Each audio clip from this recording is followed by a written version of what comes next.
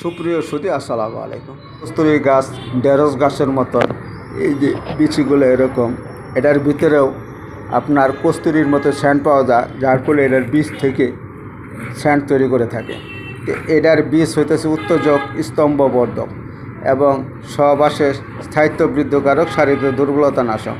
যদি কেহ সহবাসে অক্ষম হন, সহবাস করতে পারেন না, যারা ধ্বজভঙ্গ পর্যায়ে চলে গেছেন, তারা এই কস্তুরীর বীজ সংগ্রহ করবেন। এই কস্তুরীর বীজ নেবেন 100 গ্রাম, এটার সাথে তাল মাখলা নেবেন 100 গ্রাম। এই দুইটা একত্র করে চূর্ণ করবেন, চূর্ণ করে কাচের বয়মে সংরক্ষণ করবেন। প্রতিদিন সকাল সন্ধ্যা 1 চা চামচ একটু কুসুম গরম দুধের সাথে মিশিয়ে সেবন করবেন। সেক্স যাদের নাই, যাদের অক্ষমতা হয়ে গেছে, যারা সহবাস করতে পারেন না, তাদের সুন্দর কাজ করবে। বন্ধু, ভিডিওটা ভালো লাগলে লাইক করবেন, শেয়ার করবেন এবং আরও ভালো ভালো ভিডিও পাওয়ার জন্য সাবস্ক্রাইব করবেন।